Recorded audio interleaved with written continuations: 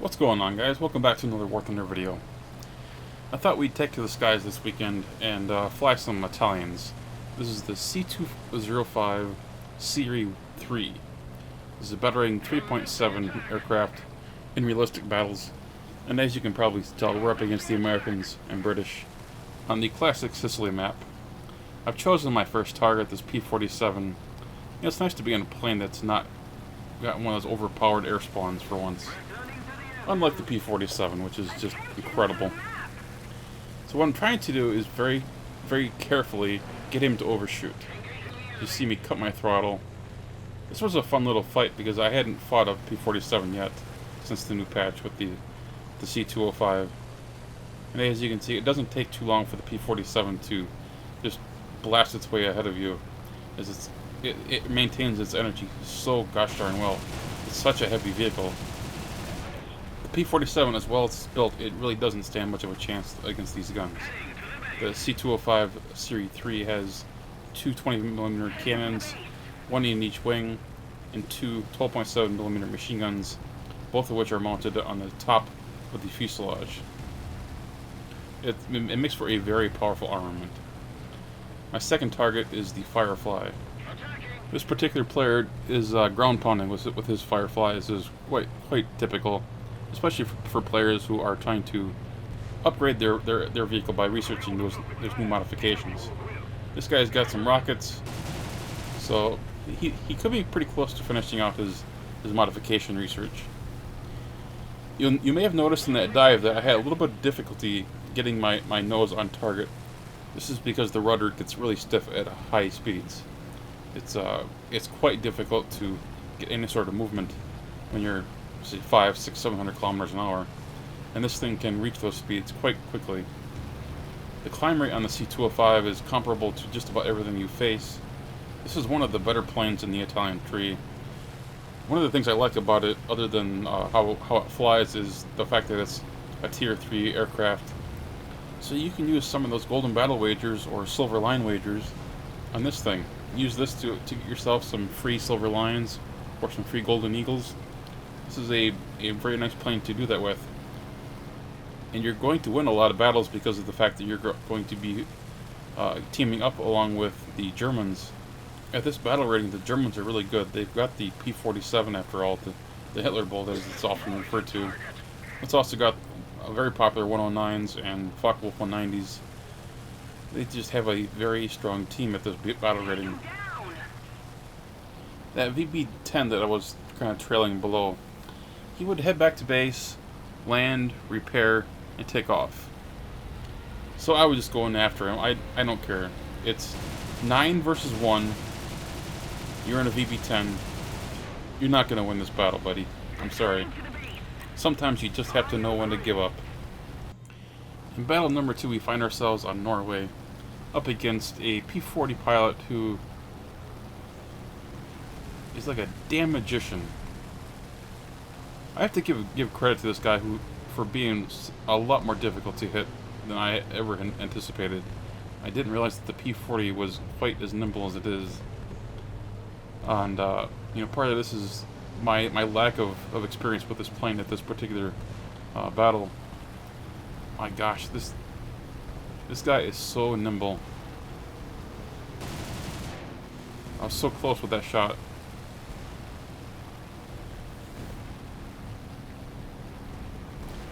I was trying to cut in front of him, and what the hell was that? Was that a rudder kick? My God. I initially thought that was lag on my screen. I'm like, how did he manage that? That guy above me. That's not good. Alright, he's not coming after me. But he will. This is one of those battles where I was really worried about my guys around me, but I had to focus on this guy because this is one of those few people I did not freaking hit. I'm using stealth ammunition for all my guns, using 600 meters convergence, and finally, he got so slow there at the end. He was doing so much turning, but now we've got problems. We got 3 planes. The CORSAIR flies off to the right. The F6 of Hellcat comes in. Got a P-38 Lightning also comes in. And I just try to evade him. Force him to dive down at the water. Because it's always funny to watch these guys crash. And one of these guys will crash here in just a second. I try to get this Hellcat, but I got way too much energy at this point. At the same time, I'm gonna fall into the water if I'm not careful. Lightning comes in.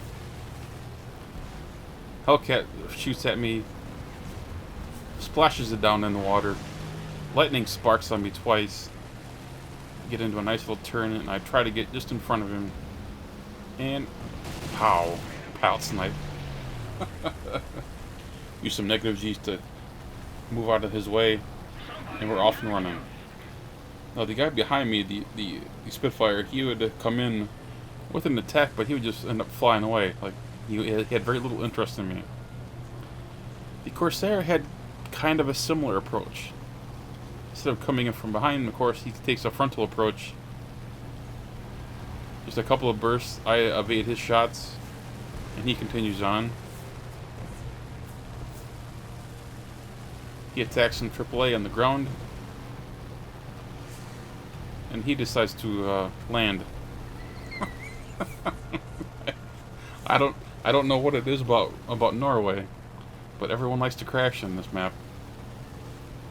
We would end up pulling that victory out, believe it or not. It took a long time. I ended up heading back to base to get some fuel, but we somehow managed to get it done.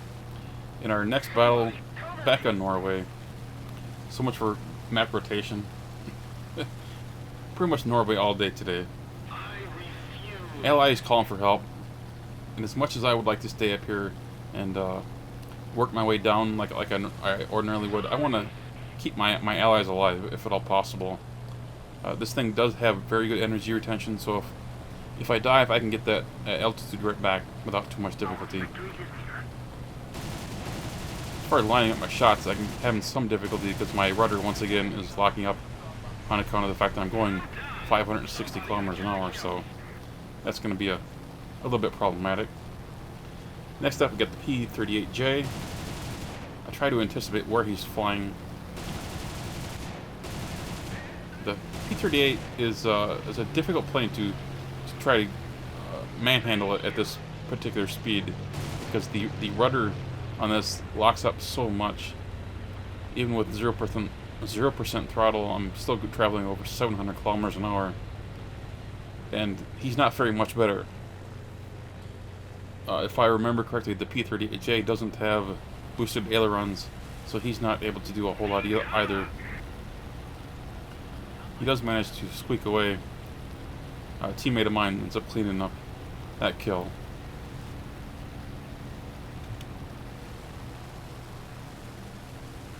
You can see him firing down below. P-47 firing tracers. That is a scary sight. And here you can see why I didn't want to dive down. We got guys above us. It's not a big deal, but it's something you have to be wary of. The spotting system in War Thunder is not the greatest. People can dive down on your 6 very quickly, so constantly watch your surroundings.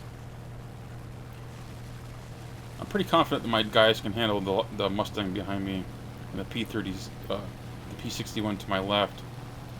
This is P-51 that worries me, as well as this other P-51. The Hellcat up high, Spitfire up high.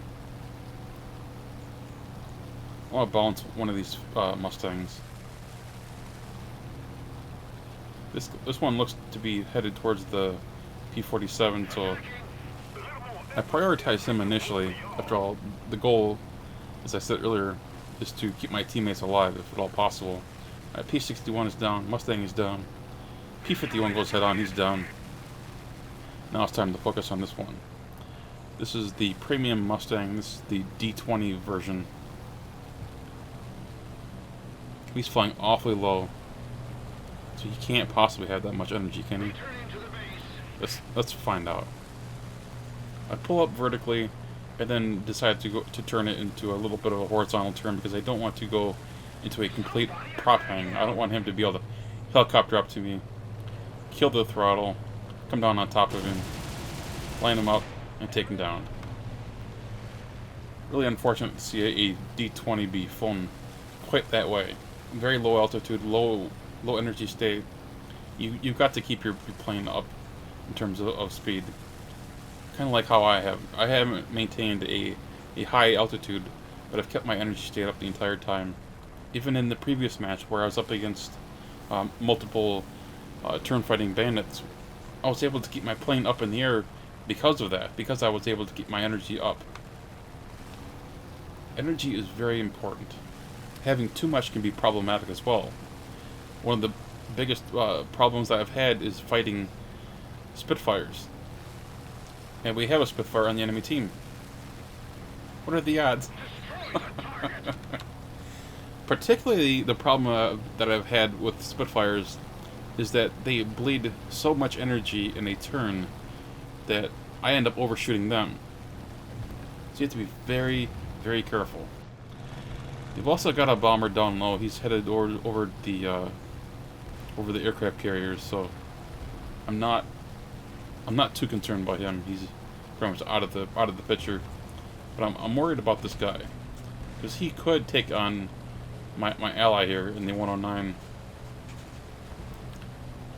I just don't know if this guy has got the situation under control.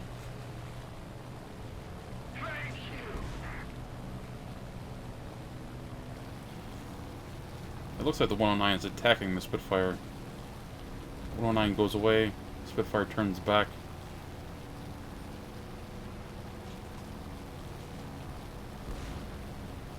This is where I offer my assistance. I basically ask him if he needs help, because I don't know. I don't know if the guy knows what he's doing. No offense to Tornado if he's watching this. Now, I don't mind engaging the Spitfire by myself if necessary. You know, if Tornado wants to come in and help me, that's fine. But I'm willing to back off. But he seems to be interested in me. So, let's fight. You notice I don't run away. I said I'd bait him in. Cut my throttle a little bit. Take off WEP. Try to bait him into a turn. Try to get some of that speed bled. Get him to overshoot it if all possible. Here we go. I love watching this. Just because I know a lot of people will not take this fight on, because they will not attack when they are not in the advantage. They feel uncomfortable unless they have the altitude advantage. And I say this with all due respect to everyone out there, but you're not going to get better if you don't challenge yourself. I've managed to drag this guy down to my altitude. Oh, I almost got him. But he's got so much energy still that he's unable to turn inside of me. So I'm able to get nice shots on him, eventually set him up, and execute him. That's 3 kills, and on to the BTD. Again, I say what I said with all due respect, but you have to challenge yourself. If you're going to get better in defensive flying, you have to take on a plane like that. That's something we as YouTubers have to do a better job of, you know, explaining defensive flying, because you're never always in the advantage. Anyway, let's finish this video up. On to the BTD. Get some speed. Let's see if I can beat this guy to him. You got him, Tornado? If you don't got him, I'll get him. And...